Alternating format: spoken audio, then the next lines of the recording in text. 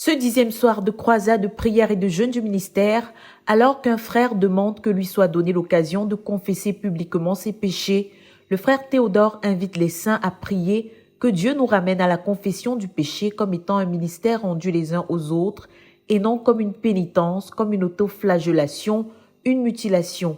Jacques 5, verset 16. Dans mon expérience personnelle, je ne me souviens pas des péchés de toute personne qui me les a sincèrement confessés, accompagnée d'une repentance authentique, dévoile l'orateur. Cependant, j'ai très bonne mémoire. A contrario, lorsqu'une personne veut juste vomir son péché sans l'abandonner à partir du cœur, je n'aime pas cela parce que ça reste dans ma pensée. On devrait confesser son péché de manière à ce que Dieu nous pardonne et oublie. Le Dieu omniscient oublie au travers du pardon, explique-t-il. La Bible dit dans Michée 7, versets 18 à 19, « Tu plonges nos péchés dans la mer de ton oubli. » La pensée qui se souvient du péché est une pensée mauvaise. L'amour supporte tout et oublie tout. Donc, n'écoute pas les péchés de quelqu'un que tu n'aimes pas, recommande le leader, car tu ne vas pas les oublier.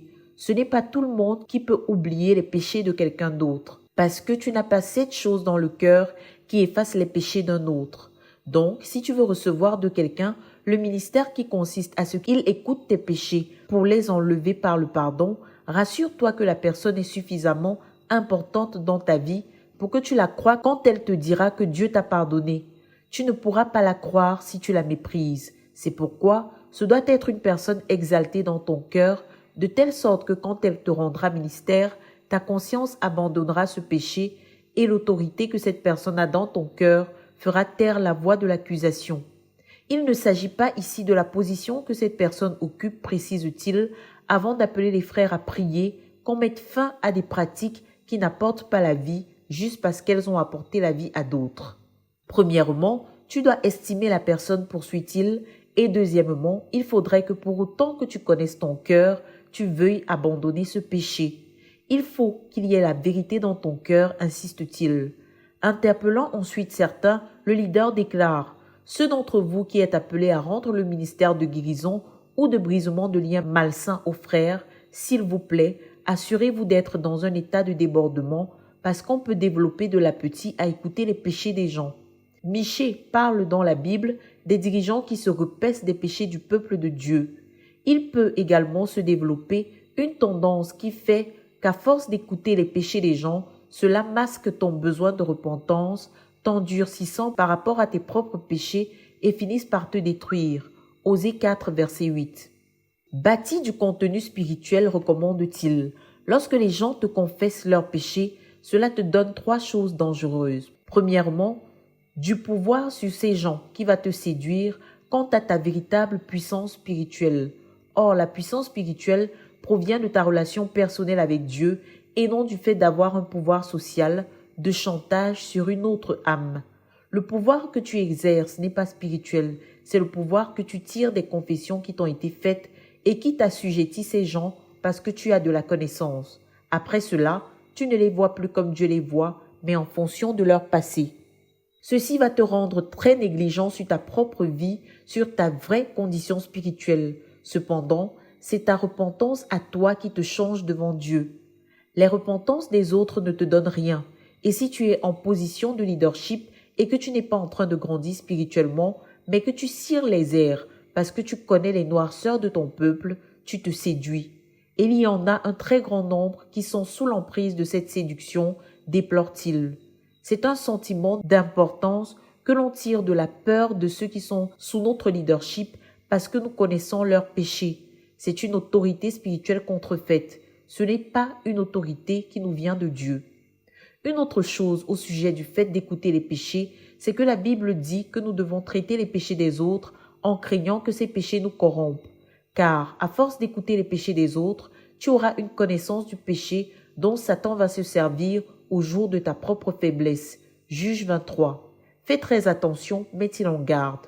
Je voudrais que tu saches que si tu es celui qui connaît le pire des gens et que tu n'as pas cette puissance qui oublie, ces personnes ne vont pas rester dans ta vie. Qui veut rester dans des toilettes où il a déposé le pire de lui-même, questionne-t-il. Parfois, quand quelqu'un veut venir te confesser ses péchés, sans que vous n'ayez de relation, cette confession marque la fin de toute relation future entre vous. Tu seras les toilettes de la personne chez qui il a laissé le pire de sa vie. Personne ne dort dans les toilettes.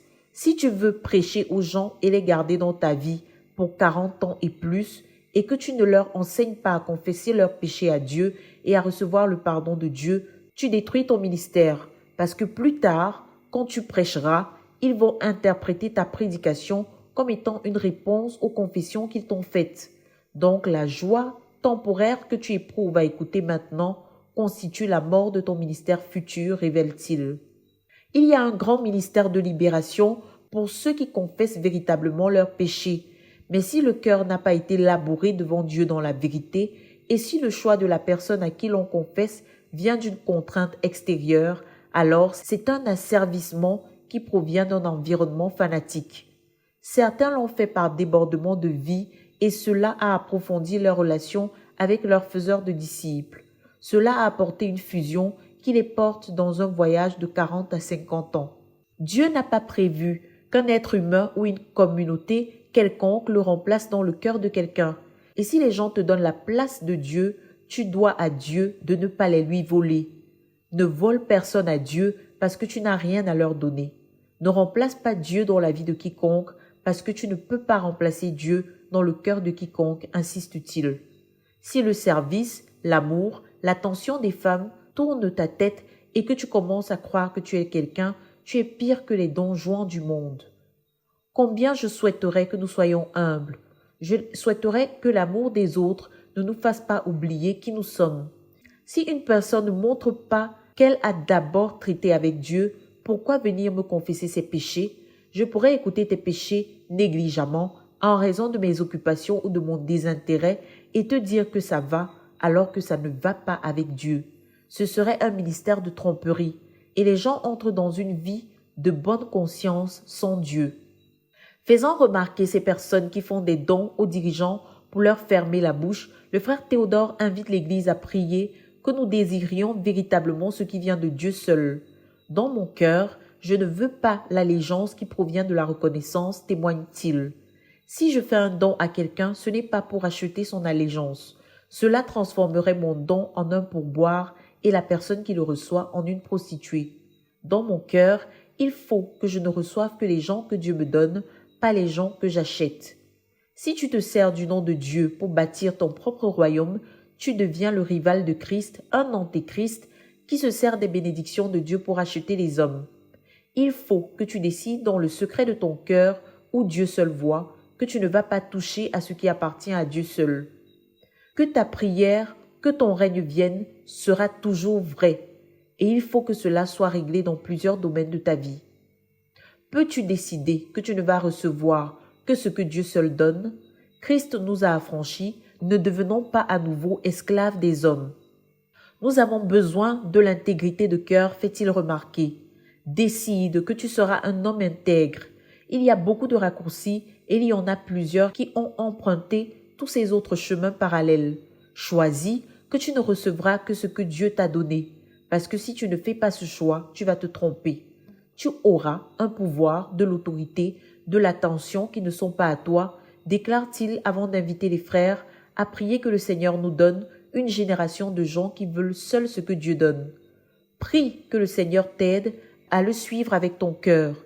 Quand on en vient aux choses du cœur, les choses deviennent lourdes parce que les gens préfèrent le paraître à l'être, conclut-il.